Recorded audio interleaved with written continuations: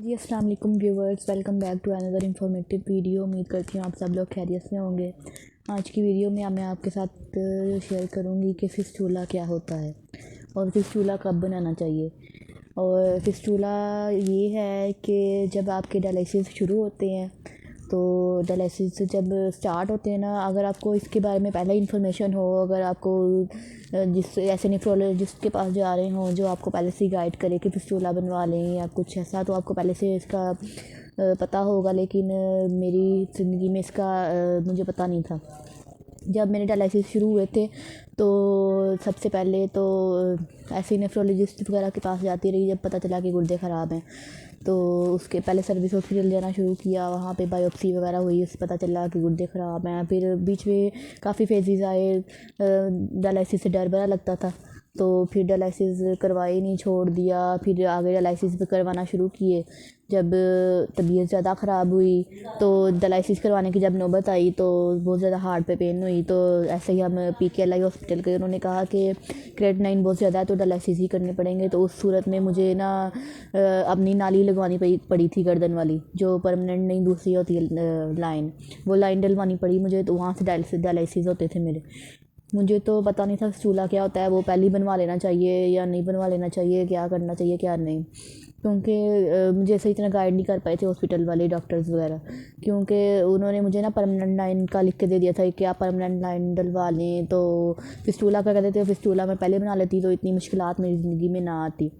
तो वो लाइन वगैरह डलवाई हुई थी, उसमें बहुत इन्फेक्शन होता था, तबीयत बड़ी ख़राब रहती थी, खाने पीने को दिल ना करना, बुखार हो जाना। फिर उसके इन्फेक्शन के एंटीबायोटिक जो इंजेक्शन होते हैं वो लगाने पड़ते थे।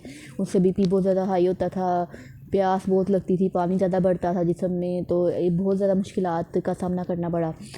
तो इसलिए मैंने कहा कि मैं अपने वीडियो में आपके साथ शेयर करूं कि फिस्टूला आप अगर आपकी गुर्दे ख़राब हैं, आपको पता है कि आगे आपको कुछ माह के अंदर या कुछ अरसे बाद आपको डायलिसिस पे जाना पड़ेगा, तो आप अपना फिस्टूला पहले से ही बनवा लें।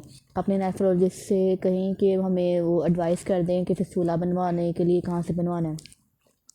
तो अगर आपको पहले फिस्टूला के बारे में पता होगा तो आप बनवा लेंगे, तो आपको इतनी ज़्यादा मुश्किलात से नहीं गुजरना पड़ेगा। शुरू ही जब आपके डायलिसिस होंगे, उससे आपने कहा थोड़ी देर पहले फिस्टूला बनवाया होगा, तो आपको सीधा ही फिस्टूले से ही डायलिसिस होंगे। आपको लाइन या परमानेंट लाइन इससे पे नहीं जाना पड़ेगा, जिससे आपको इन्फेक्शन नहीं होगा तो तबीयत ख़राब नहीं होगी, BP हाई नहीं होगा। अगर एंटीबायोटिक लगाते हैं तो BP बहुत ज़्यादा शूट करता है और आपको प्यास बहुत ज़्यादा लगती है, बहुत ज़्यादा तबीयत ख़राब होती है, बुखार कपकपी लाइन की वजह से, और बहुत ज़्यादा मुश्किलात से गुजरना पड़ता है। तो अगर आप फिस्टूला बना होगा तो आपको उन मुश्किलात से नहीं गुजरना पड़ेगा। आप पहले से ही फिस्टूले से ही सीधा डायलिसिस करवाएंगे, आपकी ज़िंदगी जो डायलिसिस करवाने के बाद बेहतर होगी, सेहतमंद होगी।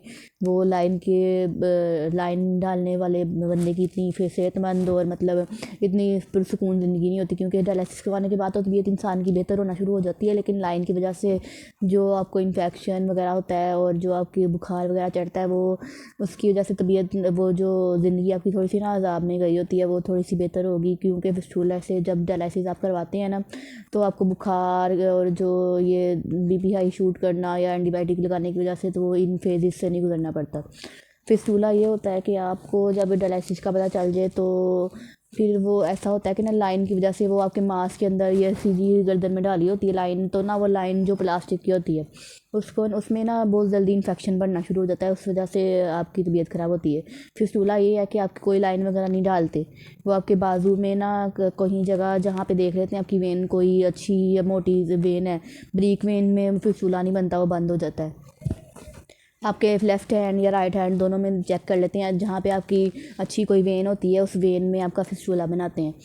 तो मेरा पहले ये फिस्टूला बना था, आपको नज़र आ रहा होगा ये निशान बने हुए हैं, यहाँ पे मेरा फिस्टूला बना था।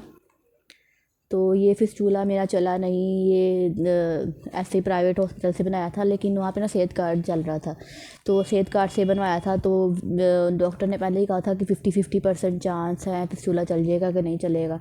फिर भी हमने अल्लाह का नाम लेके बनवा लिया। तो फिर ये बनाया उन्होंने, उसी दिन से नहीं चल रहा था, बिल्कुल एक दिन भी चला ही नहीं। इसमें से वाइब्रेट भी नहीं हो रहा था, ना इसमें कोई थ्रिल थी, कुछ भी नहीं था। तो ये फिस्टूला बिल्कुल भी नहीं चला। तो ये एक ऑपरेशन हुआ, यहाँ इसकी अजियत बर्दाश्त की तो ये नहीं चला, तो चलो हमने कहा जो अल्लाह का मंजूर है। फिर ये बाजू पे बना मेरा, जिनकी वेंस बहुत ज़्यादा बारीक होती हैं बीमारी की वजह से, पानी ना पीने की वजह से, या फिर जो भी वेंस बहुत ज़्यादा बारीक हो जाती हैं ना, उनका फिस्तूला फिर ज़्यादातर नहीं चलता। फिर वो डॉक्टर्स जो होते हैं वो आपके ऊपर बाजू में इधर बनाते हैं, यहाँ पे फिस्तूला बनाते हैं, वो नीचे वाली वेन निकाल के, जो आपकी बाजू में नीचे बड़ी वेन होती है ना, वो निकाल के ऊपर ला के दूसरी वेन्स वगैरह के साथ जोड़ के, तो वो ना ऑपरेट करके 2 कट लगा के नीचे से वेन्स निकालते हैं, ऊपर वाली मिलाते हैं, तो वो फिस्तूला बना देते हैं। तो वो फिस्तूला फिर सही चलता है। अब ये मेरा चल रहा है काफ़ी 3-4 माह हो गए हैं फिस्तूला, यहाँ से फिस्तूला चल रहा है, यहाँ से मेरे डायलिसिस हो रहे हैं।